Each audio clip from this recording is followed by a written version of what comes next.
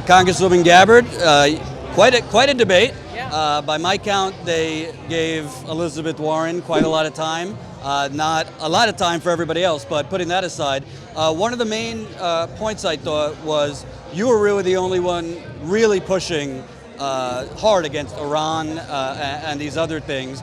Other candidates were kind of giving the lip service, but you were actually talking about your experience. What are you happy about this debate, and what would you have liked to discuss more?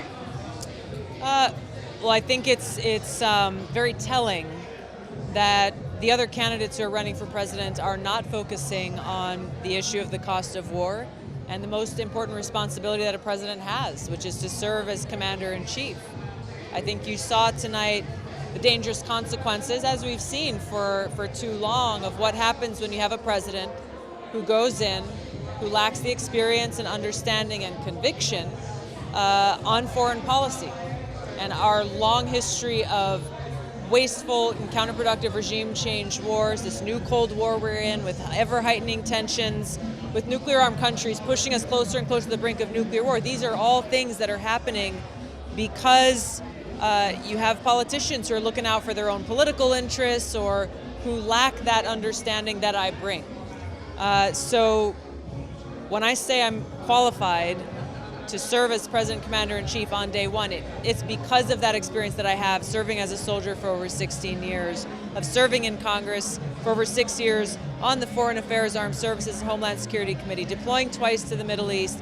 It is these experiences and the understanding and strength that I bring where you and everyone at home should know that I will not bend to the whims of the foreign policy establishment or the military-industrial complex or the generals who serve in the military who unfortunately have often successfully bullied presidents into doing their bidding rather than saying we've got a president who's going to stand for the American people, who will honor our troops by not sending them on these wasteful regime change wars, and who will put the needs of the American people first rather than wasting trillions of dollars as we have on these wasteful regime change wars since 9/11 alone. Take those dollars and make sure people in Flint, Michigan have clean water to drink. As you've been focused on this issue at the forefront. It makes me so angry when you hear people, as you heard tonight, saying, well, we've got to send more troops to Afghanistan. We're spending $4 billion there every single month. Every month, $4 billion in Afghanistan. Can you imagine what that would do for the families in Flint alone? And completely overhauling all of their pipes and making sure they've got clean water to drink and to take a shower in. This is the kind of change that I'm bringing about. I wish I had more time to get that message through this evening, as well as a whole host of other issues, but I'm looking forward to tomorrow and the next day, and as we move forward in this campaign, to continue to reach out to people in the country. Hey, it's Jordan. I'm here at what's this place called? Do you know? Burgers and Beers. Burgers and Beers. Tulsi and Beer. Oh, okay. Yeah. We're here at Burgers and Beers in Miami, Florida. This was a Tulsi Gabbard debate watch party. Debate just wrapped a couple minutes ago. Looks like a couple hundred. Looks like, I don't know, a couple dozen people here. I would say, based on watching it, that NBC went to Tulsi one of the least amounts of time. It looks like they went to Elizabeth Warren more than most. I think that's by design personally, but you tell me. Here with a few folks from the local area. You guys watched it. What'd you think? I was looking forward to some of the corporate Democrats kind of being exposed a bit, and I think that happened more or less. And I was happy with Tulsi Gabbard's performance, Elizabeth Warren's performance. I was surprised with the level of questioning. They focus a lot on class, on progressive issues, which I think the media is becoming a little bit more self-aware, and it's been helpful when navigating it. And I think that a lot of people now are going to realize that, people who are more centrist are going to realize that maybe more progressive issues are important. And I think that whether for better or for worse, the Democratic Party is becoming more progressive for that reason. You know what I think is, honestly, if you try to look at progressive divides and centrist divides, tonight had nothing to do with ideology and a lot more with personality. I was at Warren's town hall yesterday, and I had the very good luck of being seated right next to her husband, and we were just we were having a conversation, and he told me, yeah, I'm not looking forward to the debates tomorrow. I think it's going to be pretty superficial, and he was saying that because obviously 60 seconds to answer a question, you're not going to have a lot of time to talk about policy. It's all going to be based on your delivery. That's why I think it was really interesting to see how one of the biggest winners tonight, I think, was not somebody who I was expecting. I don't know if I'm the only one who thinks that Mayor Bill de Blasio did really well, but I think he's a really big breakout candidate. He might make it into the top tier, or at least high second tier, and he's been seen as more of a centrist, although he's definitely done a lot of progressive things as mayor, but I don't think it makes sense to say, oh, the progressives did better, the conservatives, the moderates did better. I think it was all based on personality, and yeah, it's a charisma game. That's what I would say. Since we're at a Tulsi party here, what do you think of Tulsi's performance? My personal opinion, I like Tulsi a lot. She's from Hawaii, so she's obviously based on aloha. I wish she would have taken the gloves off a little more.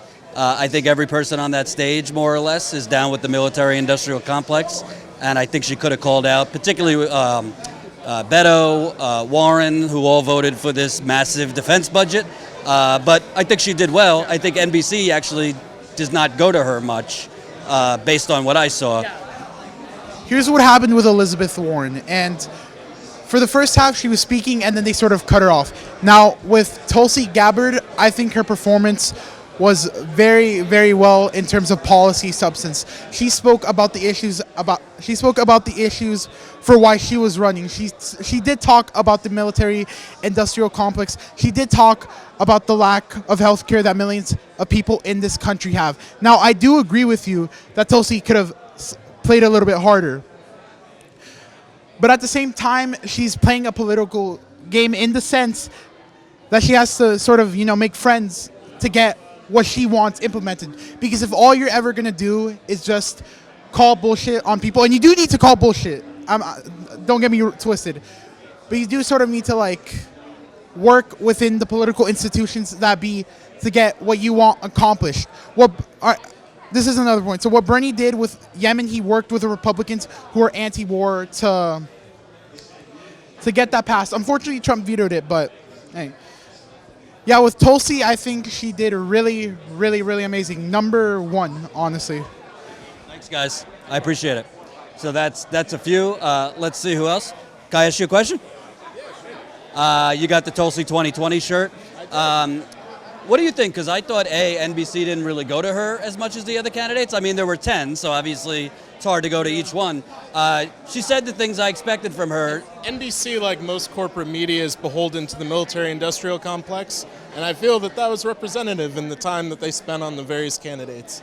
Tulsi Gabbard is a threat to the establishment because she's the only candidate that talks about actually bringing change to the people in power that are causing us to constantly be in these regime change wars. And Elizabeth Warren, kind of, while she is progressive, she falls into the same boat as most of the corporatist Democrats. So I think that's probably why.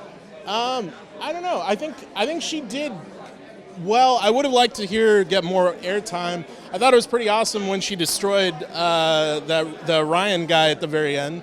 That was probably the most memorable thing of the debate for me. But yeah. One thing that I might have missed that I don't think it was mentioned.